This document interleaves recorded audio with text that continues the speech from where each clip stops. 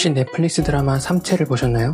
저는 너무 재밌게 보고 당장 원작을 구매했습니다. 원작은 류츠신이란 중국 SF 작가의 소설인데 1부부터 3부까지 총 1956쪽에 달합니다. 책 무게를 달아보니 2.8kg더라고요. 드라마의 시즌 1은 1부의 전반과 2부의 일부 내용만 그리고 있어서 전체 이야기 중 대략 25% 정도만 담고 있다고 보시면 될 것 같은데요. 그럼 나머지 75%를 포함한 소설을 읽은 제가 한마디로 이 소설의 감상을 표현해 보겠습니다. 우주사회학이 생긴다면 무조건 첫 번째로 언급될 소설. 우리는 사회 안에서 종종 이해하기 어려운 타입의 사람들을 만나곤 합니다. 사회에서의 개체는 인간이지만 우주사회학에서의 개체는 하나의 문명입니다. 지구의 역사에서 문명과 문명의 접촉이 어떤 결과를 초래했는지를 보면 외계 문명과의 접촉도 상상해 볼 수 있습니다. 스페인의 피사로가 남미의 잉카 제국을 멸망시키고 콜럼버스가 아메리카 대륙의 원주민들을 몰살시키고 영국이 인도를 지배하여 식민지화했던 일들을 보면 말이죠. 그래서인지 이 소설도 외계 문명이 지구 문명을 발견한다면? 이라는 질문으로 시작합니다. 이 질문 자체는 특별하지 않지만 이 소설은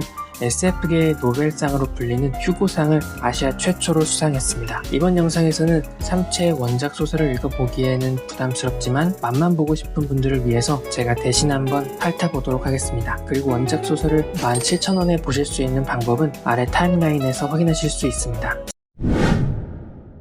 삼체인은 외계 문명의 외계인입니다. 소설의 전 부분을 통틀어 삼체인이 어떻게 생겼는지 자세한 묘사는 없지만 겉에서 보면 무슨 생각을 하는지 뻔히 들여다 보이는 형태의 소통을 한다고 합니다. 이런 삼체인들이 지구 문명을 발견한 순간 이렇게 생각합니다. 아니, 이렇게 좋은 환경에서 이 정도밖에 과학이 발달하지 못했다고? 삼체인들이 살고 있는 항성계에는 총 4개의 별이 있습니다. 하나는 삼체인들의 별이고 나머지 3개는 우리로 치면 태양입니다. 3개의 태양들은 서로의 중력에 영향을 받으며 불규칙적인 궤도를 그립니다. 이 아이디어는 그 유명한 삼체 문제에서 왔습니다. 이체까지는 완벽하게 궤도를 방정식으로 나타낼 수 있습니다. 하지만 삼체가 되면 특수한 조건이 아니면 미지수가 너무 많아 방정식으로 나타낼 수 없게 됩니다. 그럼 태양계에는 9개의 별이 있는데 왜 안정적일까요? 태양의 질량이 전체 태양계 질량의 99.86%를 차지하고 있기 때문입니다. 여기서 고려하는 삼체는 각각 엇비슷한 질량으로 서로의 영향을 주고받는 물체를 말합니다. 그리고 삼체 이상임에도 태양계처럼 안정적인 궤도를 그리고 있다면 남은 랴프노프 시간을 고려해야 합니다. 랴프노프 시간은 행성의 궤도가 카오스 상태로 빠질 때까지 남은 시간을 말합니다. 지구는 놀랍게도 약 500만 년에서 1000만 년이라고 하는데요. 태양의 상태 변화보다도 소행성 충돌보다도 더 가까운 시일 내에 지구 스스로 태양계를 이탈하게 될 수도 있다는 의미입니다. 그래서 삼체인들의 별에서 하늘을 보면 태양 혹은 태양들이 생명활동을 할 수 없을 정도로 가깝게 오거나 멀어지게 됩니다. 이런 환경에서 적응해온 삼체인들이기에 지구 문명의 환경은 너무나도 이지 모드로 보입니다. 그래서 삼체인들의 관점에선 지구라는 환경이 자신들의 생존을 위해 꼭 필요하다고 생각합니다. 아무리 단순한 형태의 생명이라도 살고자 하는 본능이 있습니다. 그건 삼체인들이나 다른 외계 문명의 생명들도 마찬가지겠죠. 그런데 인간은 가끔 그 본능을 잃어버리는 상황에 마주하기도 합니다. 이 이야기에서 가장 중요한 인물인 예원제가 그랬습니다. 중국의 실제 사건인 문화대혁명 때 아버지를 눈앞에서 잃은 경험 때문인데요. 예원제는 이때 인류가 스스로를 구제할 수 없는 상태라고 생각하고 기회가 왔을 때 우주에 신호를 보냅니다. 와라, 우리 문명은 자구력을 잃었다. 이 세계를 점령하도록 내가 돕겠다. 예원제라는 인물이 입체적인 면모가 드러나는 부분은 아버지의 죽음 뒤에선 인류와의 공멸을 바랐지만 딸의 죽음 뒤에선 인류에게 희망을 주는 역할을 하는 장면입니다. 소설에선 예원제의 죽음을 직접적으로 표현하지는 않지만 드라마에선 삼체 문명의 AI에 의해 살해당합니다. 살해당하는 이유는 주인공인 사울에게 길고 지루한 아인슈타인 농담으로 삼체 문명에 대항할 방법을 은유적으로 알린 게 이유로 보입니다. 그런데 삼체 문명은 특성상 거짓말이나 은유를 이해할 수 없었을 텐데 왜 죽였을까요? 일단 보내고 보자는 심산이었을까요? 그렇지만 소설에서는 예원제가 소설에서의 사울인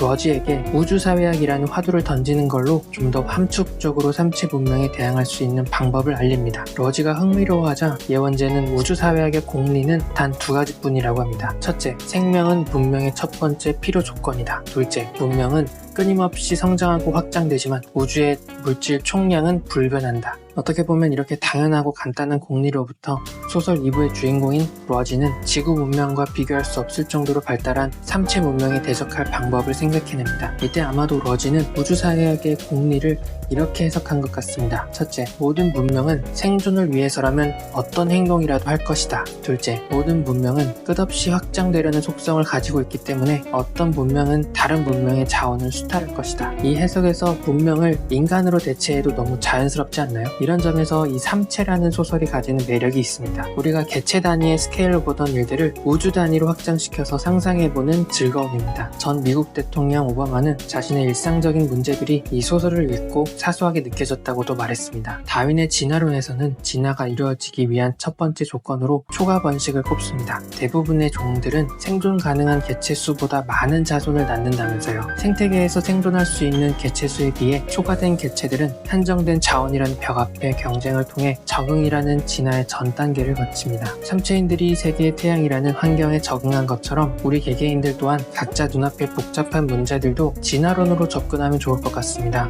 예를 들어 어떤 목표를 상정하고 그 목표를 위한 초과 시도를 하는 겁니다. 또 다른 예로는 제 채널처럼 어줍지 않은 채널이라도 영상을 꾸역꾸역 올리다 보면 어느새 1158분이나 구독을 해주신 것도 여러분들이 제 영상에 적응을 해주신 덕분인 것 같습니다. 어쨌든 우주사회학에 있어서도 진화론이 말하는 것처럼 질의 성장을 위해서 먼저 갖춰야 할 것은 양적 팽창이라는 말이 아닐지 생각해봅니다. 오늘은 제가 재밌게 읽은 소설인 삼체에 대해 이야기해봤습니다. 한 번 읽었음에도 기간을 두고 또 읽고 싶은 소설인데요.